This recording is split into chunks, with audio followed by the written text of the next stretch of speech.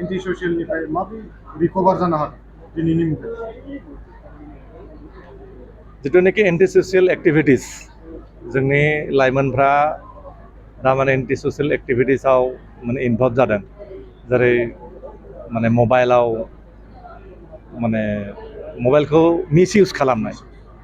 बेखौ मबाइलखौ जों मोजां खामानिनि थाखाय बेखौ बाहायनांगोन मबाइलावबो गोबां गियान मोनो बे गियानफोरखौ लानो सोलोंनांगोन माने बुस्थुखौ बाहायनायनि सायावसो जुदि मोजां खामानियाव बाहायबा बेखौ मोजां बिनिफ्राय मोजां फिथाइ मोनगोन आरो जुदि नोंनि थिंकिंआ नोंनि मेन्टेलिटिया नोंनि साननाय हनाया नोंनि परिबेसा जुदि बेबायदिबा नों बे लामाजों थांगोन गतिके एन्टि ससियेल एक्टिभिटिस माने ड्राग्स एडिक्टेड जानाय बायदिसिना खामानि मावनाय माने फरायनाय जिथुनाखि एजुकेसन माबायाव गोसो होआलासेनो ओरैनो टाइम पास खालामनाय बे जाबाय जोंनि जातिनि थाखाय बे मोजां लक्षण नङा बेखौ जों गारनो नाजानांगोन आरो एक्सुवेलि बेयाव जायफ्रा एजुकेटेड क्वालिफाइड जोंनि सेंग्रा सिख्लाफ्रा ओंखारबोनांगोन समाज गठन खालामनो थाखाय माहारि दानायनि खामानियाव हाई एजुकेटेड क्वालिफाइड सेंग्रा सिख्लाफ्रा जोंनि लाइमोनफ्रा ओंखारबोनानै गावसोरनि जुदि इयुन जोलैखौ गावसोरनि माने लोगोफोरखौ मोजां खालामनो थाखाय बिथांमोनाबो बेहाय बिहोमा लाखिनांगोन आरो समाज दानोब्ला समाजखौ बे एन्टि ससियेल एक्टिभिटिसनिफ्राय ड्राग्सनिफ्राय बायदिसिनानिफ्राय रिकभार खालामनोब्ला जों शिक्षा गुरुत्व होनांगोन शिक्षा एक नम्बर शिक्षाखौ जों गुरुत्व होनांगोन शिक्षायासो जोंखौ गासैनि बिथिंनिफ्राय जोंखौ मुक्ति होनो हागोन आरो दहायनो बुंदों जे सोबख'नाय गादबनाय नासयनाय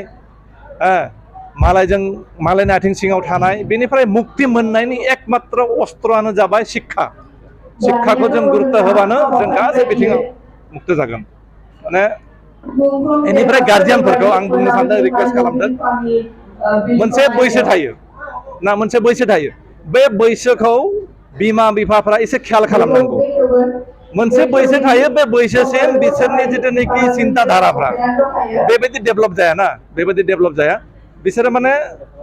बे परिबेसजों बिथांमोना जेने तेने मेट्रिक पास खालामबाय लोगो लोगो बाइक बिबाय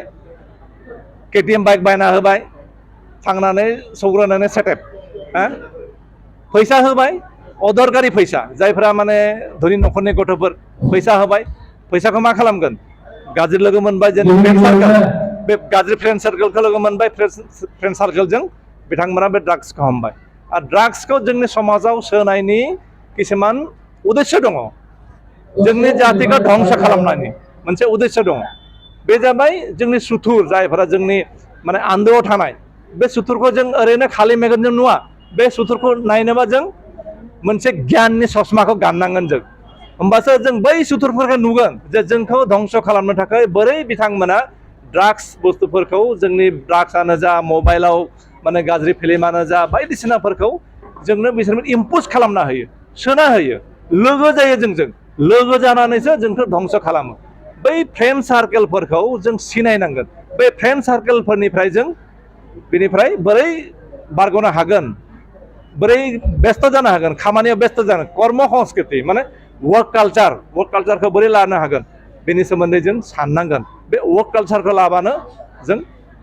बैबायदि एन्टि ससियेल एक्टिभिटिसनिफ्राय जों मुक्ति मोनगोन बे चाइल्ड मेरिजखौ टटेलि बन्द खालामनो थाखाय जोंनि समाजा बेखौ बेबस्था लानांगोन माने ओरैबायदि सिस्टेम खालामनांगोन जाय माने मेरिज सार्टिफिकेट होनायनि मोनसे बेबस्था खालामनांगोन जेनेबा बाथौ धोरोमनि गौथुम दङ हाबाफ्रा बाथौ धोरोमारि हिसाबै बाथौ धोरोमनि पण्डितफ्रानो पुरहितफ्रानो हाबाखौ होयो बिथांमोना जेब्लानाखि सासे सेंग्राया सासे सिख्लाखौ लाबोबाय बे समाव बे बैसोखौ नायनांगोन आरो बै गामिनिफ्राय जि गामिनिफ्राय बे सिख्लाखौ लाबोदों बै गामिनिफ्राय मोनसे लेटार ना अनुमति पत्र बिनि बैसोआ बेसेबां बिनि एजुकेसन क्वालिफिकेसन बेसेबां बै गामिनिफ्राय बे न'खरनिफ्राय बे समाजनिफ्राय माबा मोनसे आपत्ति दङ नामा बेखौ क्लियारेन्स मोनसे सार्टिफिकेट लानायनि जुदि बेबस्था खालामो बिनि बैसोआ जुदि माने 18 इयार्स 18 बोसोर जानायनि माने प्लास 18 नङाब्ला जाहाथे हाबा होनो हाया बेबायदि मोनसे बेबस्था खालामनांगोन माने जाय न'खरनिफ्राय सिख्लाखौ लाबोदों बै गामिनिफ्राय अनुमति पत्र मोनसे क्लियारेन्स सार्टिफिकेट लानांगोन बे लेखाखौ मोननायनि उनावसो हाबा होनायनि बेबस्थाखौ हाबा दाननायनि बेबस्थाखौ खालामनांगोन सेंग्राथिंनिफ्रायबो जाहाथे माने 25 ইয়ার্স ना मिनिमाम माने 25 ইয়ার্স बा 30 ইয়ার্স जानायनि मोनसे माबाखौ लानांगोन आरोखि मोनसे पेपार्स डकुमेन्ट्स सब खालामनांगोन डकुमेन्ट बै गामिनिफ्राय गामिनि मुरब्बिफोरनिफ्राय गावबुरायानो जा सेक्रेटारि प्रेसिडेन्ट बा बाथौ धोरोमनि बे माबानि पण्डितनिफ्राय पुरहितनिफ्राय मोनसे मोनसे माबा लेटार ना अनुमति पत्र माने मा होनगोन अनुमति पारमिसन मोनसे पेपार्स बेबायदि लानानैसो हाबा दाननायनि बेबस्थाखौ खालामनांगोन